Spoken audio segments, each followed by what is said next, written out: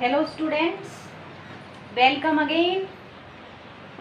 Double column cash book having two column, bank column and cash column. Today we do a practical question based on double column cash book. एक practical question लेके चलते हैं। ये question जो statement है आपकी chapter number 11 page number 21, ठीक है। जो 8th है, 8th का ए पार्ट हम कर रहे हैं। तो सबसे पहले हम डबल कॉलम कैश बुक का परफॉर्मा बनाएंगे।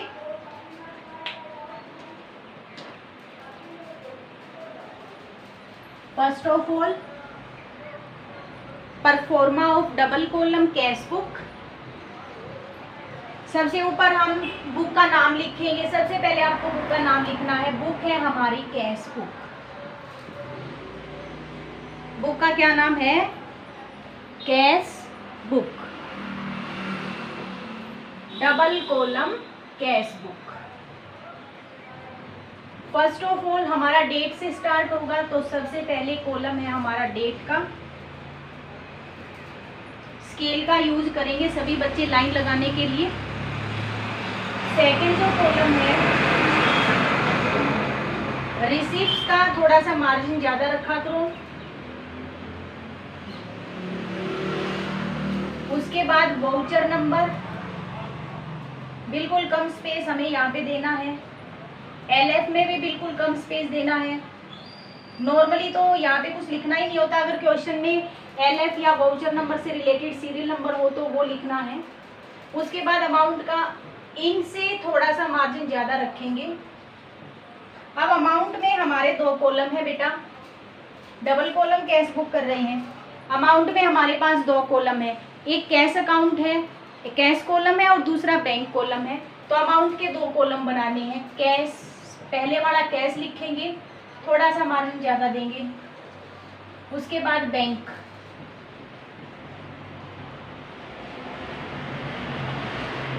ये हमारा एक साइड तैयार हुआ है और इट इज डेबिट। यहाँ डेबिट लिख सकते हैं, ठीक है।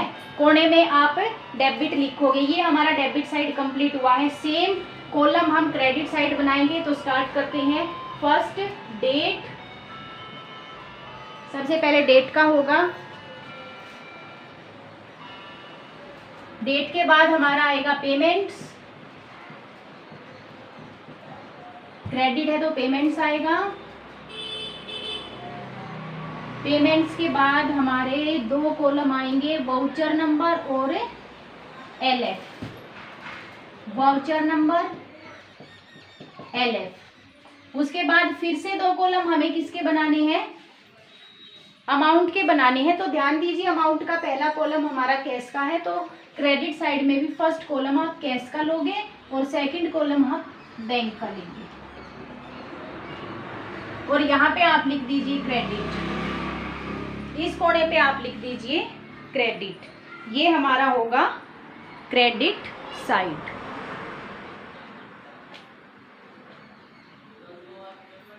और लगा दीजिए एक और लाइन।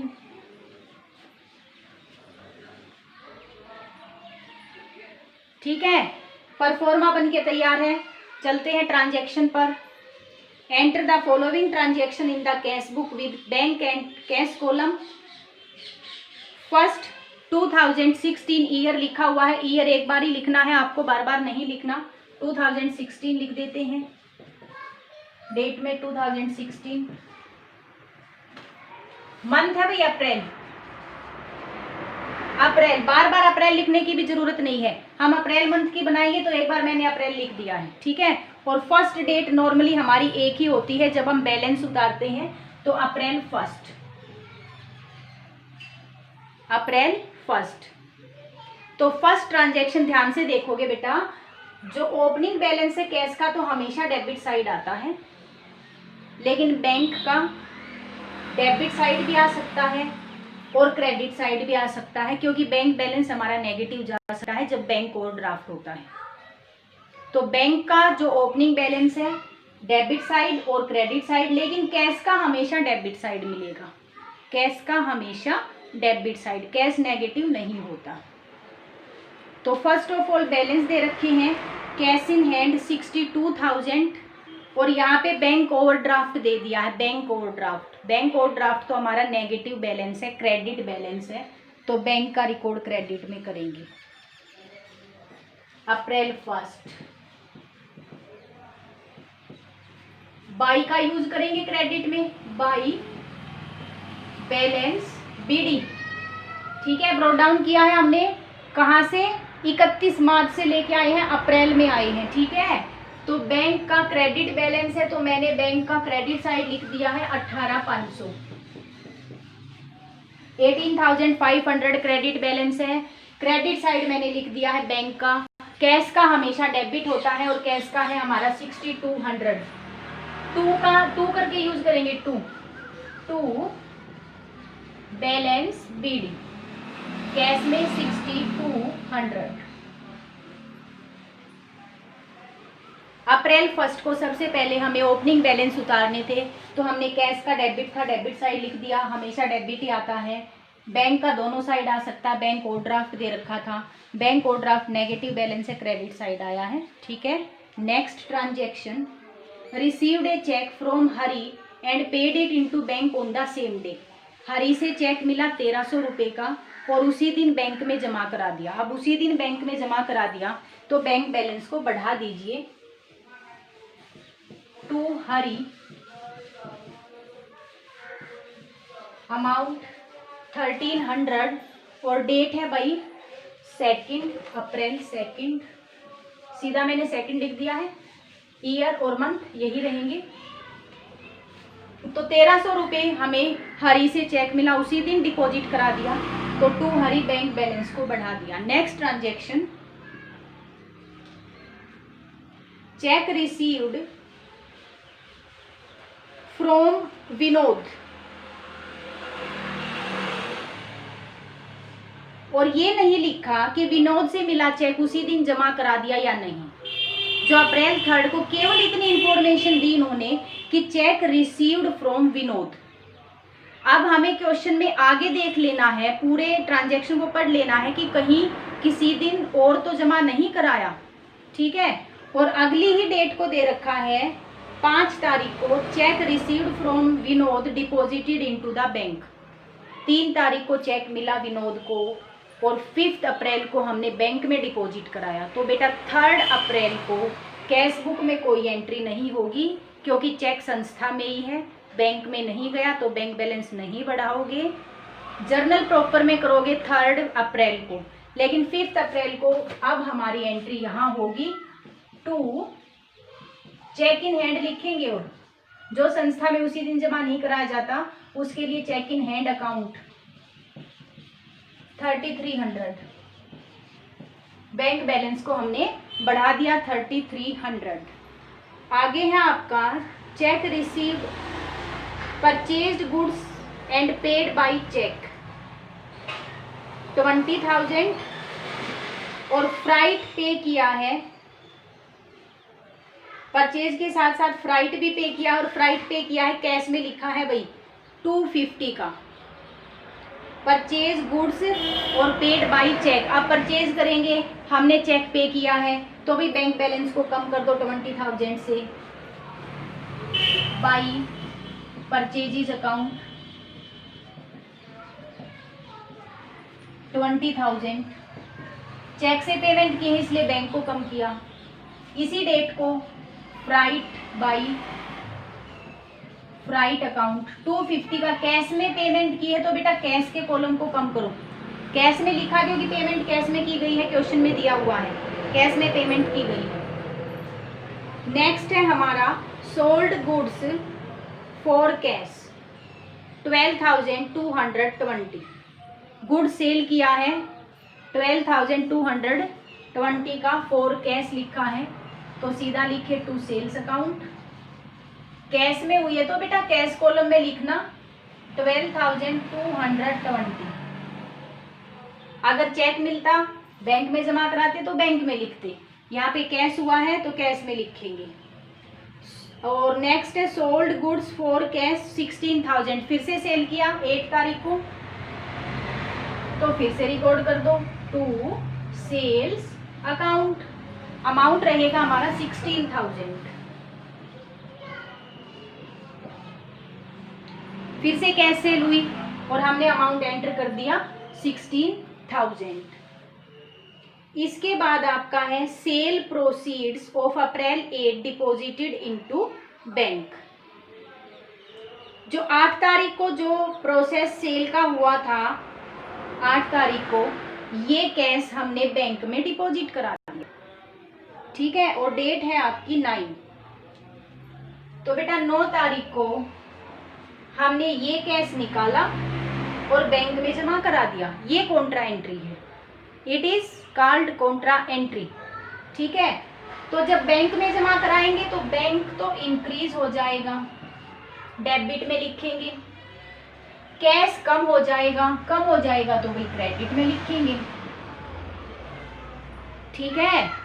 कैश को बैंक में जमा कराया तो बैंक तो बढ़ गया, बढ़ गया तो डेबिट में लिखा। अब यहाँ क्या लिखें, क्यों बढ़ा, क्योंकि हमने कैश डिपॉजिट कराया है, टू कैश लिखेंगे। यहां मैंने कैश लिखा, अमाउंट में जाएगा बैंक के, और सी साइन दे दो। एलएफ के कॉलम में आ गई है कॉन्ट्रा एंट्री, आपको बताया गया था जब भी कॉन्ट्रा एंट्री हो तो एलएफ के कॉलम में सी वर्ड लिखना है, ताकि हमें ध्यान रहे कि ये कॉन्ट्रा एंट्री है। उसके बाद यहाँ पे 9 को मैंने कैश को कम कर दिया। कम क्यों हुआ, क्योंकि हमने बैंक में जमा कराया तो बाई बैंक अकाउंट। डिक्रीज क्यों हुआ, क्योंकि बैंक में जमा डिपॉजिट कराया है। और यहाँ पे भी सी साइन दे दो, दोनों साइड सी साइन देना है, सी वर्ड लिखना है दोनों साइड, डेबिट में भी क्रेडिट में भी। ये कॉन्ट्रा एंट्री थी हमारी।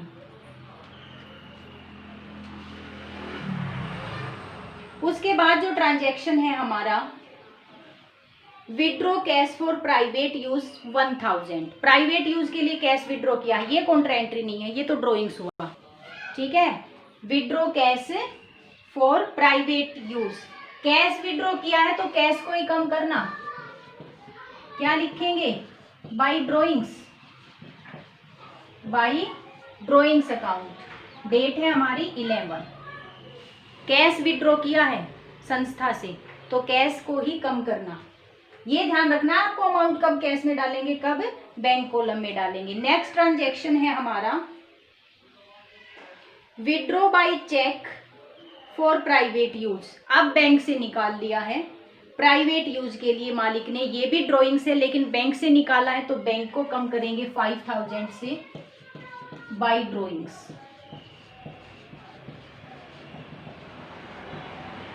ठीक है। चाहे कैश निकाले चाहे बैंक निकाले, हैं तो ड्राइंग्स। 1 मिनट भाई, 1 मिनट। बैंक को कम करेंगे, बैंक से निकाला ना 5000, बैंक कॉलम में आएगा 5000। बैंक से निकाला है पर्सनल यूज के लिए तो बैंक कॉलम में 5000। नेक्स्ट ट्रांजैक्शन है, ये 12 को है। नेक्स्ट ट्रांजैक्शन है 14 को, goods purchased from Suresh on credit. Suresh से क्रेडिट में गुड्स परचेज किया तो क्रेडिट ट्रांजैक्शन तो आएंगे ही नहीं, जर्नल प्रॉपर में लेके जाओगे। क्या एंट्री हो जाएगी, purchases account debit to Suresh. Next जो हमारा है 16 को paid to Suresh by cheque. 16 को हम सुरेश को पे कर रहे हैं चेक के द्वारा तो बैंक बैलेंस को कम कर दो। अमाउंट है 2500, चेक के द्वारा पेमेंट हुई है बाई सुरेश। परचेजेस की एंट्री तो पहले हो चुकी थी, पेमेंट अब सुरेश को कर रहे हैं तो सीधा बाई सुरेश लिखेंगे और डेट रहेगी हमारी 16। बाई सुरेश, बैंक कॉलम को कम कर दीजिए। नेक्स्ट है हमारा received a cheque from Ajay. एक चेक रिसीव हुआ है और ब्रैकेट में लिखा है नॉट बैंक्ड। तो भाई चेक रिसीव तो हुआ है लेकिन बैंक में जमा नहीं कराया, संस्था में ही रख लिया, तो cheque in hand debit to Ajay. Cash book में not recorded in the cash book, it is recorded in the journal proper, ठीक है। अगर उसी दिन जमा तो करा देते बैंक में तो आएगा, अब हमने संस्था में चेक रख लिया है तो यहाँ कोई एंट्री नहीं होगी। नेक्स्ट है हमारा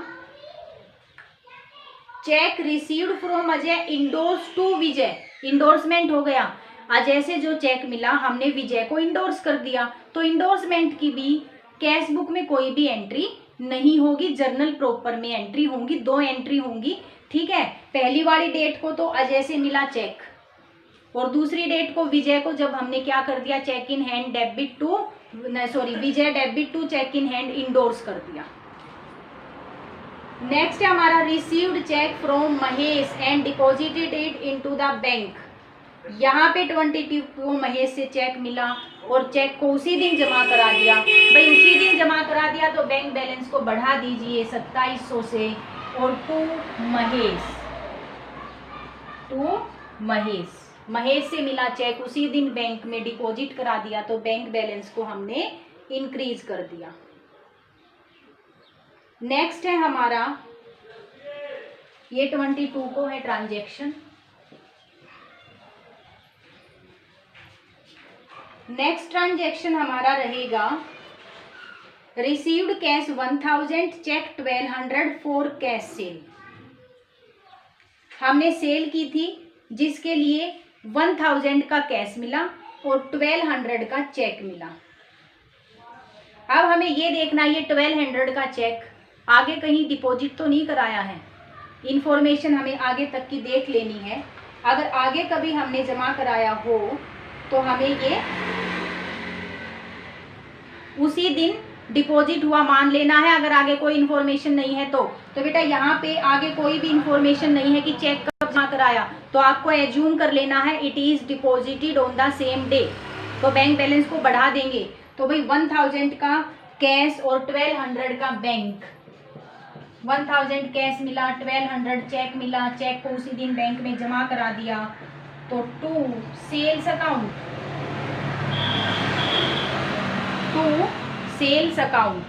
इस 1200 चेक के बारे में ये कुछ भी इंफॉर्मेशन नहीं है पूरे क्वेश्चन में कि कब डिपॉजिट हुआ, तो हमें एज्यूम करना है कि ये सेम डे डिपॉजिट हो गया और बैंक बैलेंस को हमने बढ़ा दिया और यहाँ टू सेल लिखा। नेक्स्ट ट्रांजैक्शन है हमारा पेड इनटू बैंक। फिर से कॉन्ट्रा एंट्री आ गई है, 10,000 बैंक में डिपॉजिट कराई, paid into bank means deposit into bank. तो भाई बैंक बैलेंस तो बढ़ जाएगा और कैश क्या हो जाएगा, कम हो जाएगा। बैंक बैलेंस इंक्रीज हो गया, डेबिट में लिखा, कैश कम हुआ, क्रेडिट में लिखा। ठीक है, डेट है हमारी 25।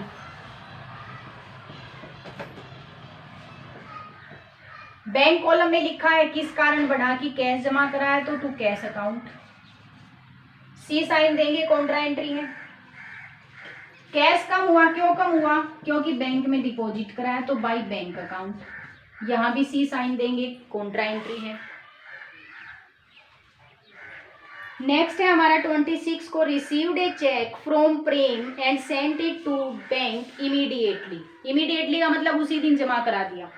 तो यहाँ चेक रिसीव हुआ है प्रेम से 4150, तो भाई 4150 से बैंक बैलेंस को बढ़ा दीजिए और टू प्रेम से मिला है।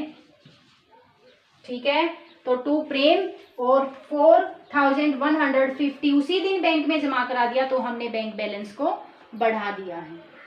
नेक्स्ट है हमारा 28 को bank notify that Prem's cheque has been dishonoured and bank charged 20 rupees on this check.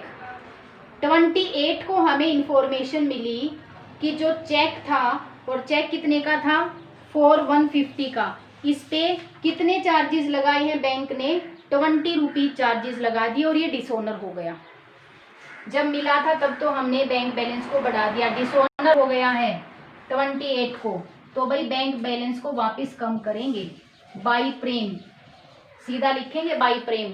Creditors बना दिया हमने प्रेम को, फिर से लेंगे इससे पैसा, और कितना लेंगे अब लेंगे 4170, 20 रुपये ज़्यादा लेंगे। बैंक चार्जेस जब डिसऑनर बैंक हो जाता है तो चेक में ही ऐड कर देते हैं, तो बाई प्रेम कितना लिख दिया हमने, with 20 rupees bank charges 4170। Next है हमारा Kishore deposited directly in our bank account. Kishore 3000 28 को किशोर ने डायरेक्ट हमारे बैंक अकाउंट में डिपॉजिट करा दिया है 3000, तो भी बैंक बैलेंस को इंक्रीज कर दो। नेक्स्ट है बैंक है charge 60 rupees for bank charges and interest on overdraft 720। Bank charges और इंटरेस्ट बैंक और ड्राफ्ट पे लिया है तो दोनों ही एक्सपेंसेस है, बैंक बैलेंस दोनों से ही कम होगा। तो डेट रहेगी हमारी 30 by bank charges. Bank charges है हमारे 60 रुपीज और 720 हमारा जो इंटरेस्ट है बाई इंटरेस्ट, केवल इंटरेस्ट लिखेंगे, इंटरेस्ट चार्ज लिखने की आवश्यकता नहीं है, इंटरेस्ट अकाउंट। ये था बेटा हमारा पूरा जो सॉल्यूशन है, ठीक है। सारे ट्रांजैक्शन हमने यहाँ पे एंटर कर दिए। इसके बाद आपका जो प्रोसेस है वो रहेगा first of all total the amount column. हमारे पास 4 कॉलम है टोटल करने के लिए अमाउंट के, एक लाइन में होना चाहिए जहाँ पे एंड तक, इस लाइन में देखो यहाँ पे हमारा स्पेस है, यहाँ पे छोड़ दो, टोटल यहाँ मत करना, इसका सबका एक लाइन में करना है। यहाँ पे है टोटल रिसिप्ट,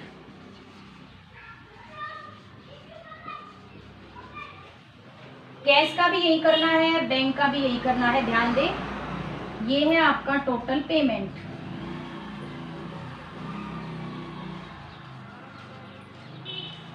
यहां करेंगे दोनों का, एक लाइन में होना चाहिए, ठीक है। जब आपने कैश का टोटल किया तो कैश का टोटल आया 35,420,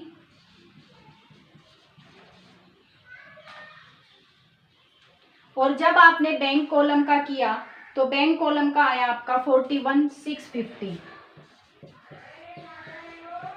फर्स्ट ऑफ ऑल आपको सिर्फ टोटल करना है, टोटल हमने कर दिया है।